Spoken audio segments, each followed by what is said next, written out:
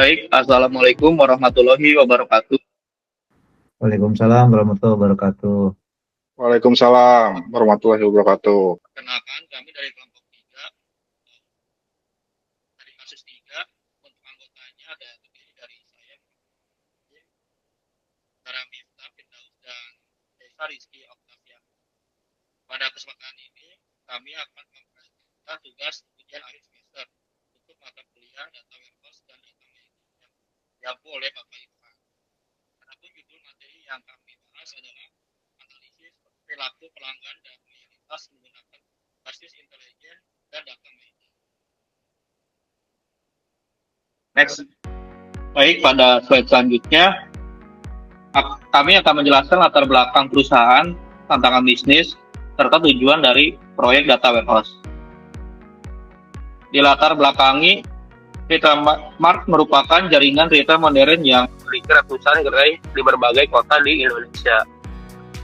Perusahaan menjual berbagai kebutuhan sehari-hari seperti makanan, minuman, produk rumah tangga, dan personal care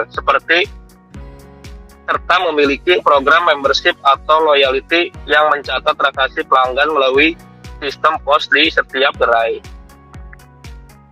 Namun, Retail Mart menghadapi beberapa tantangan bisnis, yaitu manajemen ingin memahami pola belanja dan preferensi pelanggan, tetapi saat ini data hanya digunakan untuk laporan harian. Program loyalty sudah berjalan, namun belum dianalisis efektivitasnya, seperti volume data yang sangat besar sehingga sulit dianalisis dengan sistem biasa.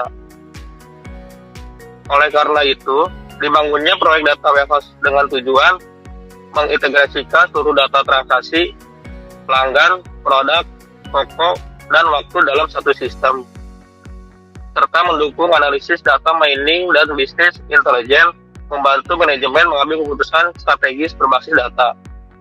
Dengan sistem ini, perusahaan dapat meningkatkan loyalitas pelanggan dari nilai bisnis jangka panjang. Next.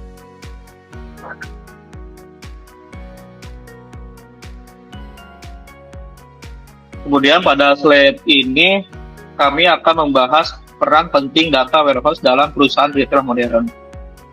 Data warehouse berfungsi sebagai pusat data terpadu yang menjadi rujukan utama bagi mengambil keputusan di setiap perusahaan. Dengan data warehouse, berbagai sumber data yang sebelumnya terpisah seperti sistem POS, program loyalty, data produk, dan data gerai dapat dikonsolidasikan ke dalam satu platform yang konsisten. Selain itu, data warehouse juga menyimpan riwayat transaksi pelanggan dalam jangka panjang. Hal ini memungkinkan perusahaan untuk menganalisis pola belanja, perubahan preferensi produk, serta respon pelanggan terhadap promosi yang tidak dapat terlihat hanya dari laporan harian. Dengan demikian, data warehouse menjadi fondasi utama dalam analisis bisnis dan strategi perusahaan retail. Next. Pada slide ini, ditampilkan desain data warehouse yang menggunakan skema bintang.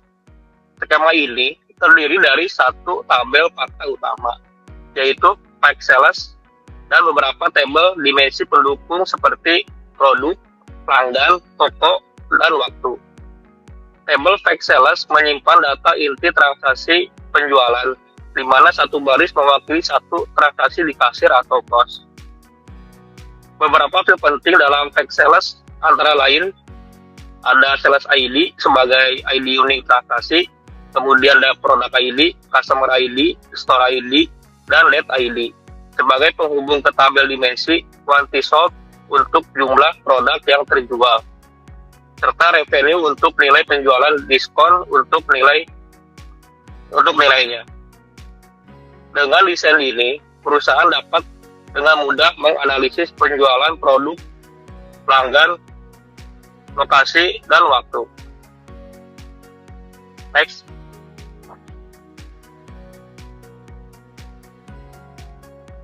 Pada slide selanjutnya, kami akan membahas tentang tabel dimensi pelanggan atau DIM customer. Tabel ini berisi profil pelanggan yang digunakan untuk menjelaskan angka-angka yang ada di tabel fakta penjualan. Setiap pelanggan memiliki customer ID sebagai ID unik yang menjadi kunci utama di tabel dimensi dan direferensikan oleh tabel Quick Sales. Dimensi pelanggan juga menyimpan informasi penting seperti nama pelanggan, gender, kelompok umur, kota atau wilayah, tanggal mulai menjadi member, status atau tier loyalty seperti silver, gold, dan platinum.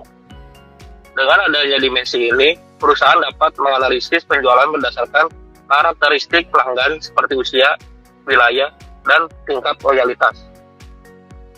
Next. Kemudian pada slide selanjutnya, ini ditampilkan diagram desain data warehouse menggunakan sistem bintang. Di tengah ini ada head sales, yaitu untuk menyimpan data inti transaksi penjualan seperti jumlah produk terjual, nilai penjualan, dan diskon. Head sales terhubung dengan beberapa tabel dimensi, yaitu ada dim produk untuk informasi produk, dim customer untuk profil pelanggan, dim store untuk data toko atau gerai, kemudian yang terakhir ada dim date untuk informasi waktu. Hubungan ini membentuk pola seperti bintang, di mana tabel fakta berada di tengah dan tabel dimensi berada di sekelilingnya. Dengan desain ini, perusahaan dapat mudah melakukan analisis penjualan berdasarkan produk, pelanggan, lokasi toko, atau waktu transaksi. Skema ini juga biasanya memudahkan pembuatan laporan, dashboard, dan analisis data mining. Kemudian untuk penjelasan selanjutnya akan disampaikan oleh Mas Miftah. Silakan, Mas. Sorry, Mas Zainal, izin terusin ya, Mas. Mas Cesar, lanjut. Sorry, siap. Siap. Oke, pada slide ini kita membahas tentang penerapan data mining, khususnya metode clustering atau clusterisasi untuk segmentasi pelanggan. Nah, data mining ini digunakan untuk mengubah data transaksi penjualan menjadi informasi yang bernilai bagi bisnis dan perusahaan. Dalam studi kasus ini, data transaksi yang berasal dari sistem point of sales diolah untuk melihat pola perilaku pelanggan. Terus untuk clustering bekerja dengan cara mengelompokkan pelanggan berdasarkan beberapa indikator utama. Yaitu yang pertama, frekuensi belanja, terus ada total nilai belanja, terus ada jumlah poin loyalty. Dengan menggunakan indikator tersebut, sistem dapat membentuk beberapa segmen pelanggan seperti pelanggan high value yang sering belanja, pelanggan jarang belanja, pelanggan yang hanya pemburu promo. Pada contoh output slide ini terlihat daftar 10 pelanggan dengan nilai belanja tertinggi. Tabel menampilkan informasi seperti nama pelanggan, terus ada tier loyalty, ada jumlah transaksi, total jumlah barang yang dibeli, lalu total nilai belanja, lalu ada juga total poin yang diperoleh. Sedangkan grafik yang di sebelah kanan itu menunjukkan perbandingan dari total nilai belanja masing-masing pelanggan. Terlihat bahwa pelanggan seperti Ani dan Budi memiliki nilai transaksi yang paling tinggi, sehingga dapat dikategorikan sebagai pelanggan yang high value. Dari hasil clustering ini, perusahaan dapat yang pertama menentukan pelanggan prioritas, terus memberikan promo khusus untuk pelanggan yang bernilai tinggi, lalu menyusun strategi komunikasi yang berbeda untuk tiap segmen dan pelanggan. Dengan demikian, putusan bisnis tidak lagi berdasarkan perkiraan, tetapi berdasarkan pola data yang memang nyata.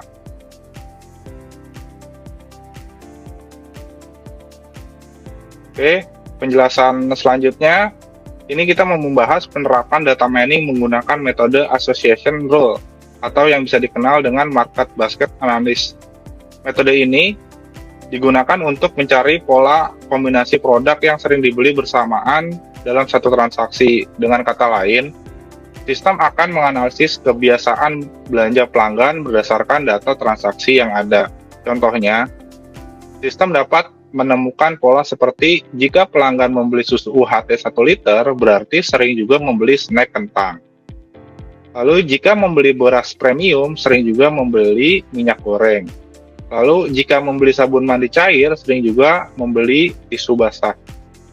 Dan di bagian table, kita bisa lihat daftar pasangan produk yang paling sering dibeli bersama beserta jumlah transaksi gabungannya. Sedangkan grafik yang di sebelah kanan menampilkan perbandingan jumlah transaksi dari setiap pasangan produk tersebut. Dari hasil analisis ini, perusahaan bisa mendapatkan banyak manfaat, antara lain menata rak produk agar produk yang sering dibeli bersama diletakkan berdekatan, membuat paket banding promo, lalu memberikan rekomendasi produk di kasir atau di aplikasi. Dengan demikian, market basket analis ini membantu meningkatkan peluang penjualan dan memberikan pengalaman belanja yang lebih nyaman bagi pelanggan.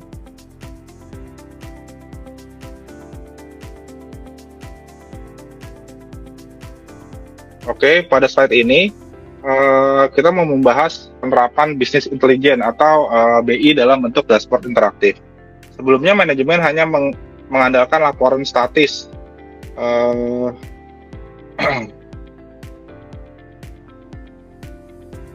Laporan statis atau sebelumnya seperti PDF, Excel, laporan tersebut bersifat pasif dan sulit memang digunakan untuk analisis secara cepat dan mendalam.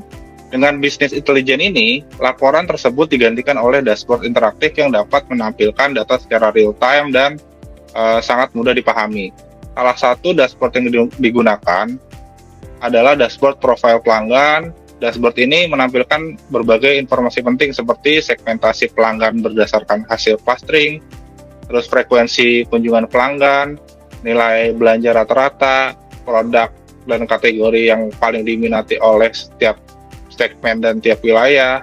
Dan juga melalui dashboard ini, manajemen dapat dengan mudah melihat segmen pelanggan mana yang paling aktif, terus wilayah mana yang memberikan kontribusi penjualan terbesar, lalu ada produk apa yang diminati oleh masing-masing segmen. Dengan adanya dashboard ini, pengambilan keputusan juga lebih cepat, tepat, dan berbasis data. Oke, next slide. Oke, jadi slide ini kita melihat analisis segmentasi pelanggan berdasarkan tier loyalty dan wilayah.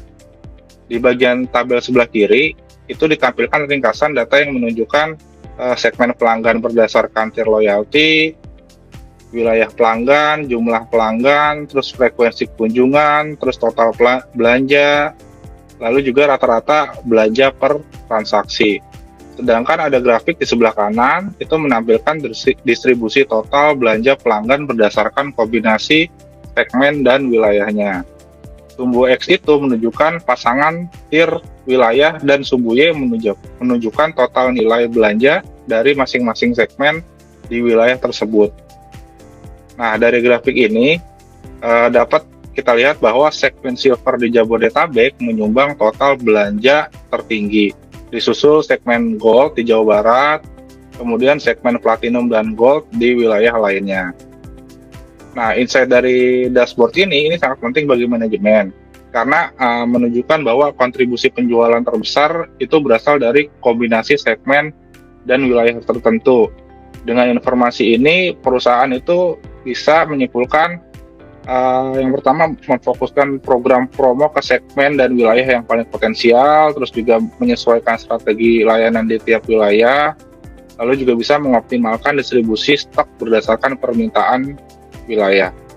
Sehingga keputusan bisnis juga bisa dapat diambil dengan lebih tepat dan juga berbasis dengan data. Oke, next slide. Nah, pada slide ini kita bisa lihat analisis profil pelanggan berdasarkan frekuensi kunjungan dan rata-rata belanja per transaksinya. Di bagian tabel sebelah kiri itu bisa lihat ditampilkan daftar pelanggan beserta ada tier loyalty, ada kota asalnya, terus ada frekuensi kunjungan, lalu ada total belanja dan juga rata-rata belanja per kunjungan. Sedangkan grafik yang di sebelah kanan itu menampilkan 10-20 pelanggan dengan rata-rata belanja per kunjungan tertinggi, yang sumbu X itu menunjukkan nama pelanggan beserta tier loyalty-nya, dan sumbu Y itu menunjukkan rata-rata belanja per kunjungan. Dari grafik tersebut terlihat bahwa pelanggan dengan tier Gold dan Platinum memiliki rata-rata belanja perkunjungan yang lebih tinggi dibandingkan tier Silver.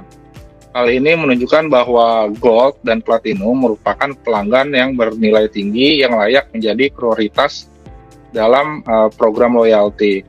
Dengan insight ini, perusahaan dapat memberikan penawaran khusus untuk pelanggan bernilai tinggi, terus menerapkan strategi upselling dan cross-selling, lalu meningkatkan juga loyalitas pelanggan agar tetap aktif berbelanja.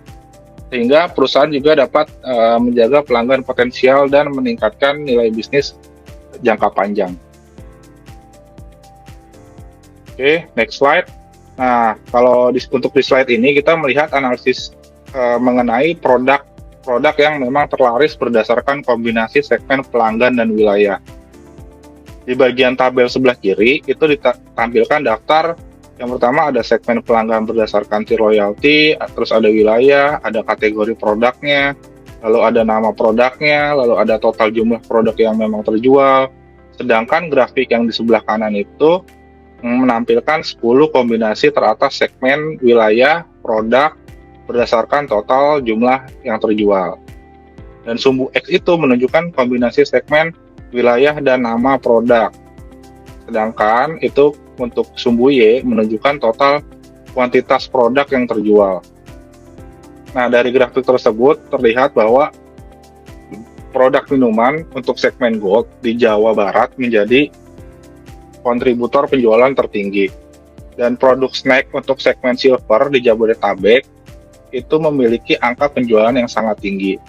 Insight ini sangat penting bagi perusahaan karena menunjukkan produk apa yang paling diminati oleh segmen tertentu, terus wilayah mana yang memiliki permintaan tertinggi terhadap produk tertentu.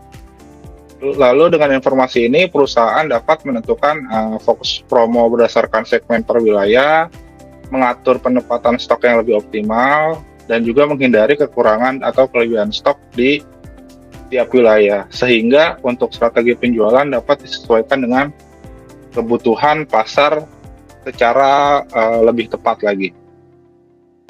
Mungkin sekian dari saya, akan dilanjutkan dengan tim saya atau teman saya, Mas Miftah. Silakan Mas Miftah, waktu dan tempatnya persilakan.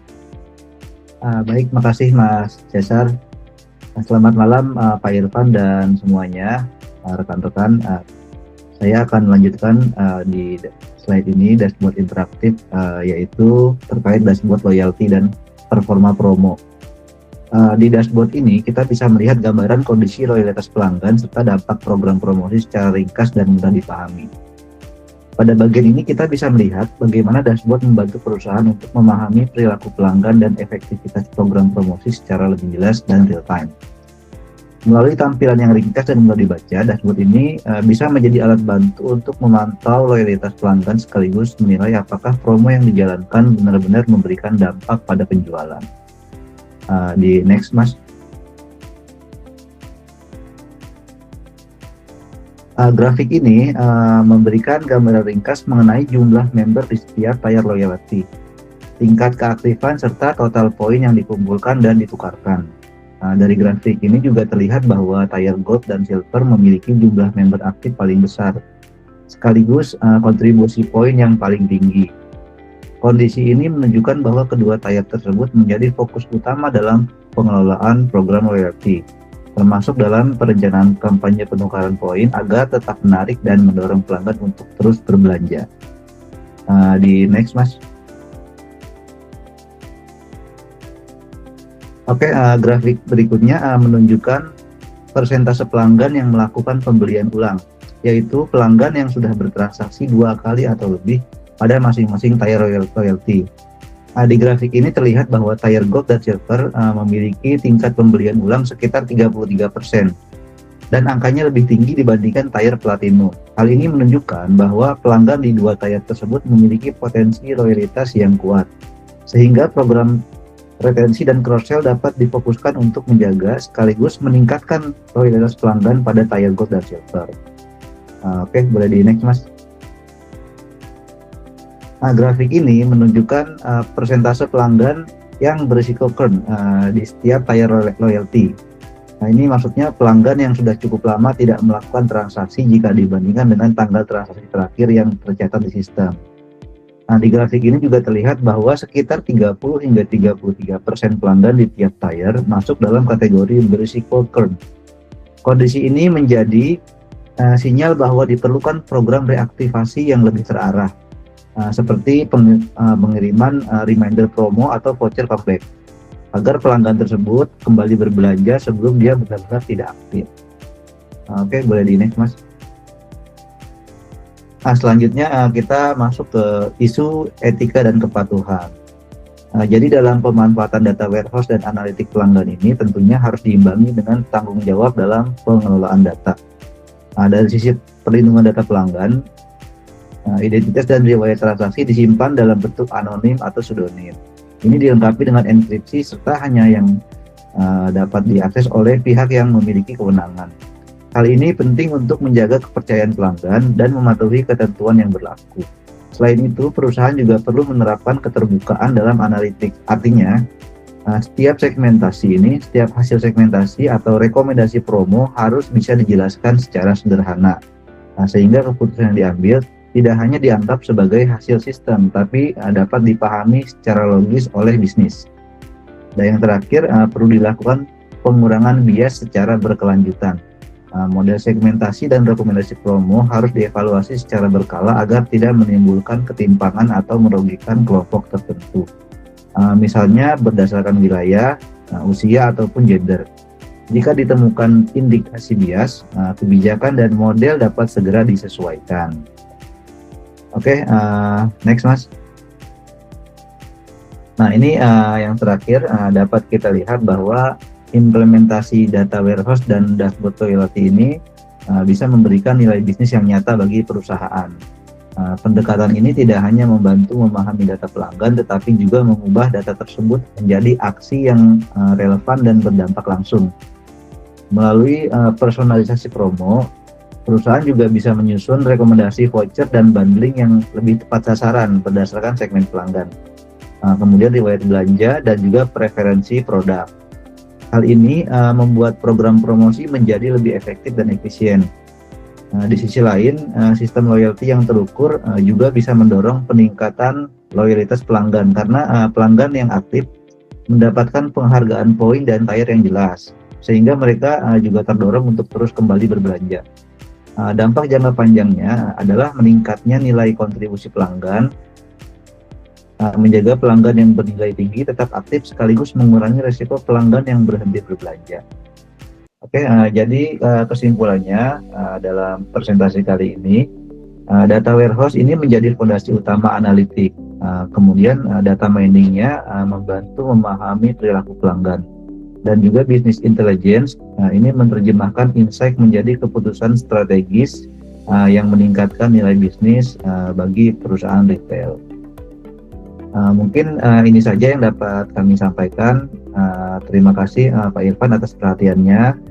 Saya mewakili tim, saya Miftah, kemudian Mas Jainal dan Mas Cesar mengucapkan terima kasih. Sekian dari kami. Wassalamualaikum warahmatullahi wabarakatuh.